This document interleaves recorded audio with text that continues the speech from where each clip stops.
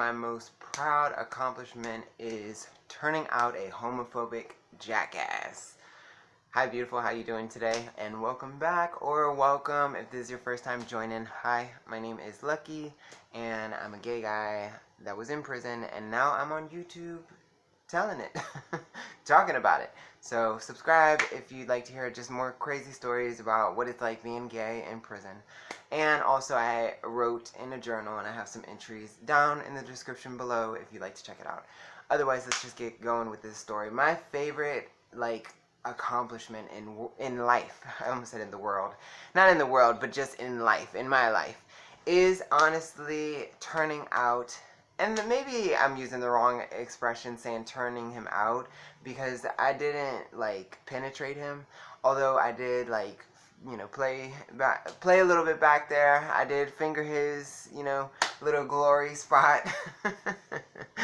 But I didn't get everything that I wanted out of him. I actually wanted to hop on this man and bounce around, but he was too scared. He really was. I know for beyond a shadow of a doubt, I was gonna say for a fact, but I guess technically I don't know for a fact, but beyond a shadow of a doubt, I really do know I was the first, and probably I don't know about what he's been doing now, but I was definitely his first guy, male experience ever, and it sadly messed him up. But this dude was already messed up. White guy, nothing against white people or black people or Spanish, Italian, Asian, anybody. I love all people, and I just be saying whatever race that they are. This guy was white, and he was messed up. He actually had pimped out his mom and his sister when he was younger for drugs. He used to just treat his girlfriends like prostitutes. Literally, he was just a disrespectful type of dude, and just came from a terrible background. And I had kind of thought for a minute there that I'd be able to help, but I wasn't really the person to do that for him, because he was just way too messed up. And then you add in the fact that he actually was against homosexuality. He felt like it was, despicable and disgusting and all of that stuff, weird, whatever, all of the normal things. And on his rap sheet, y'all, he actually had legit homosexual hate crimes, bashing homosexuals. When he was 16 and 17 years old, because he got locked up at 18 or 19, but 16 and 17 is when these charges, he had 3 of them, charges where he had actually, him and his buddies or him alone, went out looking for queers or whatever, gay guys, flaming homosexuals, and beat the snot out of them. He actually had it on his record. And then the whole time that he was locked up, he was always the first one. That's how it always goes. He was always the first one to be talking shit, just a miserable person who just hated homosexuals, making it a big deal, not allowing them in the cell, things like that. But the difference with me, I think, is I was already in that cell. I was in that cell first, and then he moved in, and he did have an issue with it, and he was trying to get out, but he had just spent 6 months or something like that in the hole in administrative segregation, so he didn't want to go back in there. And he was saying I'd rather be in this cell than to go back into the hole, so I'm just gonna tough it out. But I don't know exactly. I'd have to read my journal to really remember exactly what kicked this all off. But there was something about him that really pissed me off. And I just, maybe it was the homo hating stuff. I mean, I don't know. But something about him just really just pissed me off. And I kind of, for the first time in my life, felt like it was my mission to get this guy, seriously. And I just started seducing him, and it actually wasn't as hard as you might think. The reason why I say that is because he was kind of a junkie. He thrived on doing his time high all day, every single day. And they had these things, they're actually like medicine is what it is. They're called like Suboxone strips. They give it to people who are trying to come off of like dope and stuff like that. And in prison, they cut them down to little pieces and they sell them for like $5, $8, $10, or something like that. The people call them different things, you know, Orange Monster, Orange Crush or something. So we'll just call it that, Orange Crush. And I would get, you know, he got it all the time on his own. But then I knew a couple of people, you know, to get connected like that. And I would get him, offer it to him for free. You know, we would do it. And it was only like, I think the second time that we did this. And at night, he did, maybe, I guess he might have already been interested. And I maybe didn't completely turn him out. Because I can't remember who started talking like about sex first. There's a piece of me that feels like he kind of initiated the conversation. Maybe it was me. I know that I was the one who would start conversations though. He was kind of like a quiet person, like, and also he didn't like gay guys, so he just didn't even talk. Like he just didn't talk, have his headphones in, and I would try to like talk to him, like ask him questions or just, you know, start a conversation or something. And it was when we was vibing, and obviously after you give somebody something, like, you know, you get them lit or something, they're gonna feel a little obligated anyway to at least kind of be nice to you. So I was able to talk to him. It was at night, we was locked down, and we're chatting. Somehow he's talking about, I guess, like his past experiences and what it was like with, you know, pimping out his mom and sister as prostitutes, sleeping with prostitutes or something like that. And that was my in. I just remembered it. That was my in. Because then I started asking him, like, so you haven't had sex with anybody since then? And then he's like, of course not. Who the fuck would I have sex with? But I did know that some guys, they mess around with, like, you know, female COs sometimes. Nurses, COs, you know, usually I think it's more black guys that actually do this just because they're at the top of the pecking order in prison, and I don't think that they would even allow like a white guy to probably do this, but I don't know, because at this same compound there were a lot of COs that they were white, and the women, they liked the white guys, most of them, almost all of them, you know. So I don't know, I mean, you know, who knows?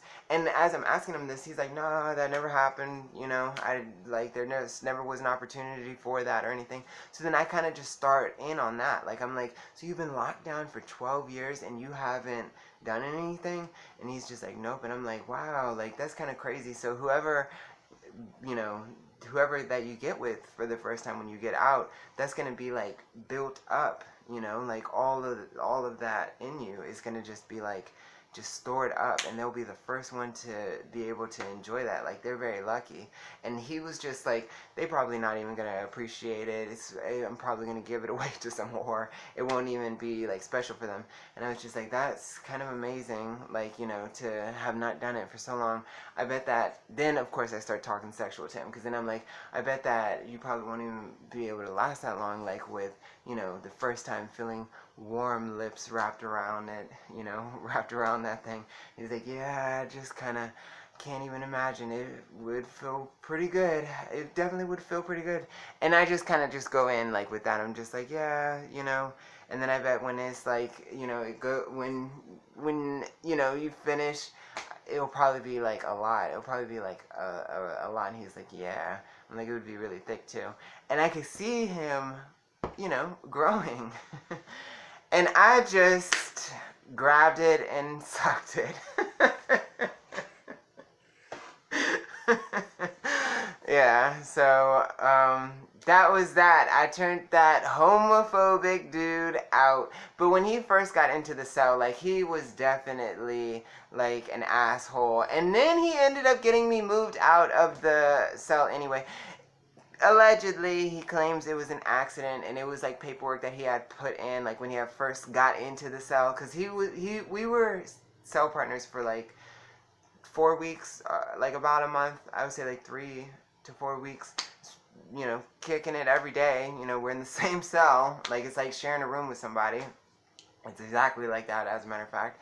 But and I did notice that, over time, he really started to really be like messed up in the head that we were doing this, because as after that first time, obviously he finished very fast, like within seconds. Then I think probably like the first, like that first time, it was definitely me who initiated it, and then like the second, third time, I think I probably initiated it again. I think actually I only initiated it like the next time after. But then after that, it was all him after that. And there was one time that he finished, and then like seconds later, he's like, "You want to do that again?"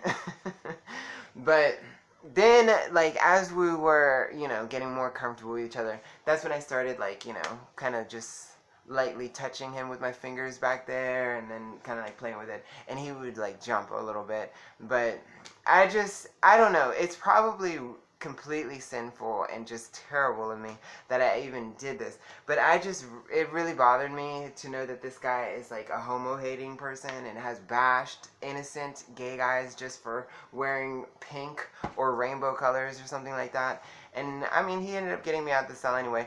But I did notice that over time, he really was having like an issue with it. And like just emotionally, I think it's actually that he started developing feelings for me, because just some of the things he used to say, just like, but I can't be feeling like this, and this goes against everything that I've ever thought all of my life. Like, I feel like I don't even know who I am. Like, it's terrible. I'm terrible. Raise your hand if you're a terrible person. Yeah, that's definitely me. But I don't know. It's prison. Prison is just a weird place. It's just a weird place, just a weird place. But that was the most bizarre thing, like, that I've ever experienced. I have never been with somebody who is homophobic ever in my entire life, and I wouldn't even want to. It's just, it goes against everything I feel. Like, I like people who know what they want, and they're secure in themselves, because I like to believe that I am. But this was just, it was an unusual experience, an unusual situation. So yeah, there you have it. But I never got exactly what I wanted, because I wanted me to be penetrated by him. And actually, I wouldn't have mind flipping, but neither of that happened. He was scared. He was terrified. Like, honestly, what he had said is he was in the same pod as Brent. Brent, for anybody that doesn't know, was a guy that I had, the first prisoner actually that I had ever had sex with, and Brent flipped out after I cut it off. We only did it just one time, and when I cut it off and really wasn't trying to talk to him anymore, he really literally went crazy. Like, which it's not like he went crazy because of me. It's the whole rejection thing. I don't think that child ever had been rejected, ever, like ever. I don't think he's ever seen anybody who didn't like chase him. I think he was used to being chased, and then now he's not only chasing somebody, but then being told no and being ignored. I think that he just literally didn't even know how to deal with something like that, and he just flipped out. He just started doing all these things trying to get attention, literally faking a heart attack. But that made this homophobic dude that I'm in the cell with, he actually started thinking, like, what if that happens to me? Like, what if I flip out like that, behind you? Like, he's like, I don't want to be losing my mind and going crazy. Like, I'm like, oh my god. Oh my god. But that's my story, y'all, and I'm done. I don't know. I feel like as time is going on and I'm sharing more stories, y'all are probably like, I don't know, lucky. I was rocking with you for a minute, but it's a little bit much, Hey, it was all in good fun, shit, It's not like I forced anything on anybody, okay? And mind you, I was the one servicing him, okay? And I got written out of the cell anyway, and it was my cell first. It wasn't even his. And he claims it was. He did actually come with me to the unit manager trying to get me back in. But then when the lieutenant told me that it was him who wrote the form to have me out, that's when I was like, you're just putting up an act. And he's like, no, no, no, I swear, I don't want you to leave. Like, that was, I wrote that when I first got in. I'm like, well, whatever. They pushed it through, so whatever. And then, like, months later, he still was trying to talk to me. Like, after I was moved out, he would, like, come and sit around, like, try to talk to me during chow, sometimes on the rec yard. And then even, like, months later, and he looked terrible, like, terrible. And he would come around trying to talk. And I didn't get that, because then I'm telling him, I'm like, you wanted me gone. Now I'm gone. Why are you, like, trying to talk to me now? That looks crazy. You're all concerned about what everybody thinks and, you know, your friends judging you. And, you know, now he looks like a hypocrite because he used to, you know, hate on the gays and bash them and not let them in the cell. And then he moved in the cell with me. And they all thought that was crazy and they stopped hanging out with him and stuff. And now I'm gone. You have free reign to brag about that. Like, yeah, I got that faggot out of my cell. Why are you coming to talk to me? Now you look crazy. You look like, that looks suspect. What are you doing? Like, I don't know. You know, whatever. That's my video. I hope you enjoyed it. Don't forget to subscribe. Love you guys. Bye.